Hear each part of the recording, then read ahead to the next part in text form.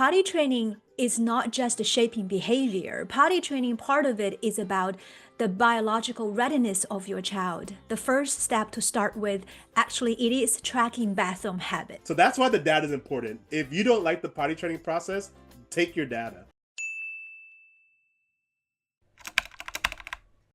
But your kid should be drinking pretty regularly. And so check with their age what the fluid ounce allowance is. And I like to give them to them at consistent times because to me, that's the key. So when they wake up, I want to give them this much water. Their first snack, their first lunch, every time they eat. And so when I do that, now I start to realize when I give my child X amount of fluid, when does that fluid come out? Does it come out in 30 minutes, an hour and a half, or two?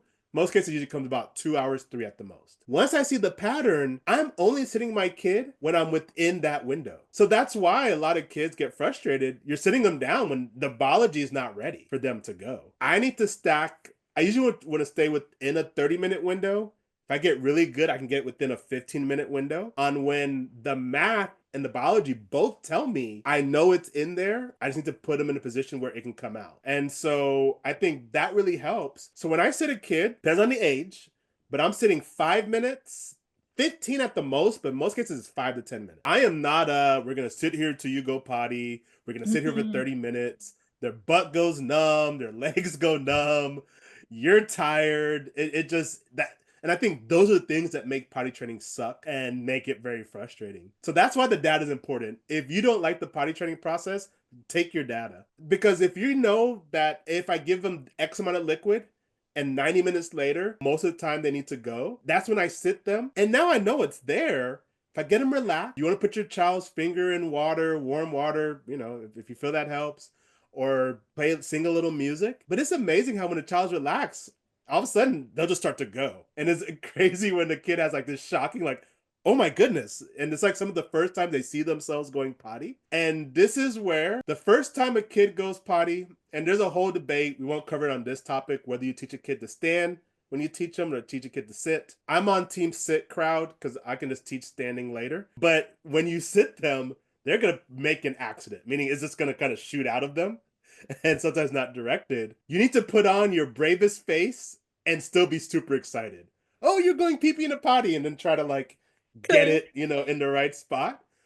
But it's one of those connections. When that kid sees the pee-pee going in the potty and the family excited about the process, it's amazing how sometimes that one great moment when you throw the party at the right time, it clicks for them. Oh, when I feel this way, pee-pee goes here, family's happy, where's my toy?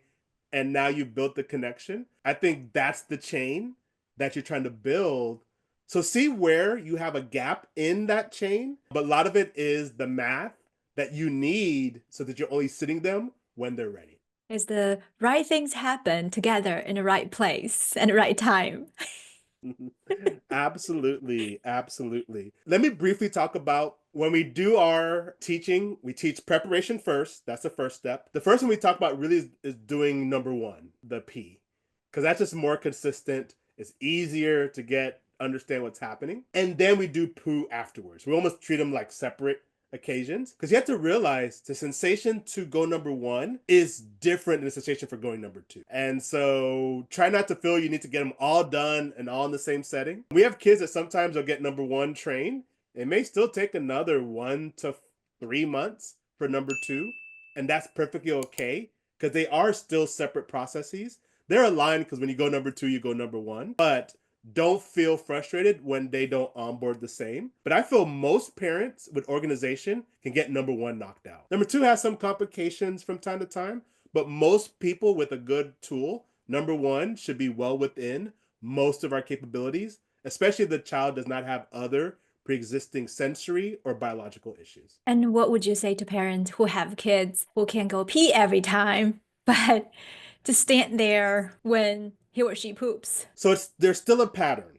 So I think it's a harder pattern. And I think this is where, and this is probably no matter where you are, especially on a Western diet. And it's unfortunate. A lot of these kids have non-quality diet. It's hard to have a pattern when kids are eating nuggets and flaming hot Cheetos. And we accept that this is the sensory issues that take place. So no guilt or, association. But I think that complicates the process of a natural bowel movement. And so ideally, the healthier food that they get will make that process better. But I know that that's its own separate issue. But you want to try to be consistent on maybe even the food that you give. So the same thing, trying to feed your kid around the same time may still give you that pattern. So do they poop every day? Or is it every other day? And now I'm trying to stack the probabilities in my favor. And that's one sometimes, for kiddos, I'm going to probably check a little more frequently. If I know it's been a day and a half, I know they've eaten regularly, I know the poo is in there. I need to kind of be a little bit more vigilant at that moment.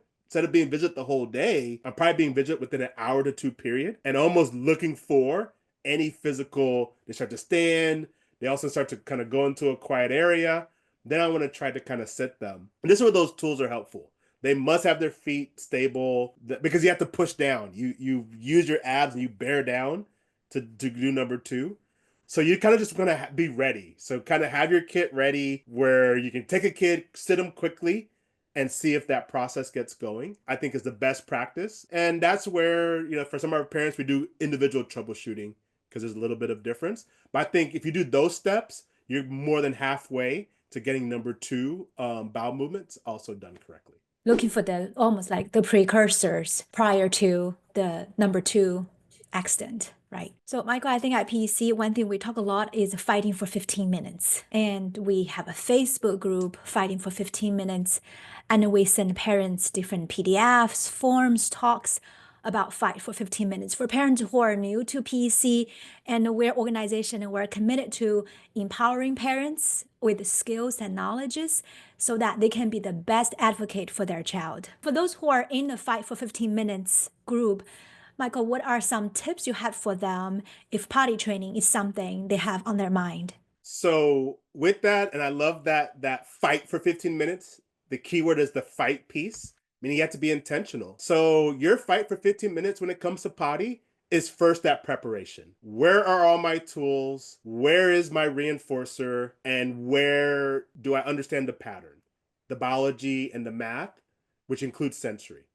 So that's that first fight for 15 minutes, is just kind of getting that in place and being comfortable that you're ready to begin. The second kind of fight for 15 minutes really kind of goes into that sitting of the process that we talked about at the beginning. So it's kind of saying, and this is just challenging. You have other kids, that they want to go bowel movement right just before dinner. And so I know those things get complicated, but really try to be ready that as soon as you see the precursors, you're able to move quickly. And that becomes that fight for 15 minutes, is kind of knowing the precursors are. And then kind of the last one is just that acknowledgement of what did you learn this day when it went to potty training. Families spend so much time frustrated about the process, blaming themselves, blaming others, blaming all these external factors that are not catching what did they learn in this process. Today we sat him too soon. And so next time I need to wait 15 minutes later and make that adjustment. Or today we didn't have the reinforcer ready. And so the kid didn't know why he was there and he had behavior. I need to make a potty training little picture card. And so I need to give him the card and create a visual. If every day or every 2 to 3 days, you really take what you've learned and re-implement it into the process, you're just putting together the fundamental. And I think that's what Fight for 15 Minutes is. You don't have to solve everything at once. It's just making consistent progress, and you can do it 15 minutes at a time. It's the idea of compound interest. We've been talking about like things just compound on each other. If you solve one problem, even one day, even 1 week, if you do it consistently, that's when changes take place. Yes. Thank you so much for listening, everyone. And today we talked about potty training. We talked about importance of the checklist, not only a checklist for your child readiness, like be able to have dry underwear 1 to 2 hours. And we also talk about the checklist for the environment. Does the environment have a strong reinforcer when the child goes potty or goes poop? And we also talk about potty training is not just shaping behavior. Potty training, part of it is about the biological readiness of your child. So take a note of that. For those parents who are kind of worried about their child progress in potty training, the first step to start with actually it is tracking bathroom habits. how much water do you give to your child, and how often does your child go potty, and then make sure to make it fun and comfortable. And we talk a lot about, going potty is not a fun task. And Michael start with this task is not a preferred task for almost all our kids. And how do we make it fun? So help your child feel relaxed in order to be successful in this. And we also talk about be patient and consistency. Fighting for 15 minutes is about being consistent. It's about making improvement every single day on one little thing, not a lot of things. Nobody can do that. Just one thing. Yesterday, we don't have a symbol of potty yet. Guess what? Tomorrow, we are able to laminate a symbol and print out a color picture, and then now you have a visuals. Michael, anything else you think you want to add to the sort of the take-home message for parents? I think you hit on all the important ones.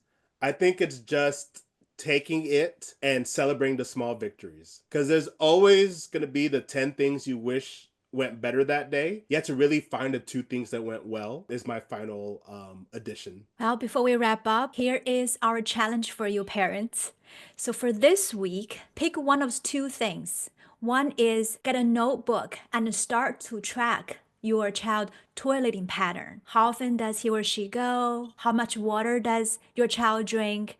And the second is making the process a fun process, and make sure your child have his or her feet touching the floor, and there is something that you have a reinforcer to make it fun, to make it pleasant.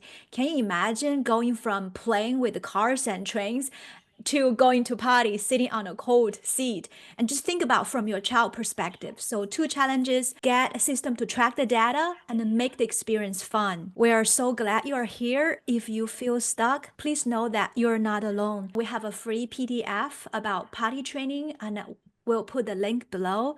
And at any time, if you need someone, please feel free to reach out to us and schedule a consultation. And thank you so much to join us today, and I'll see you next time. Thanks for watching. Are you ready for support? Look in the description below to book a free consultation call. We also have free downloadables from Parent Empowerment Coaching and our quest to help parents fight for 15 minutes. Stay empowered, stay informed. We'll talk again soon.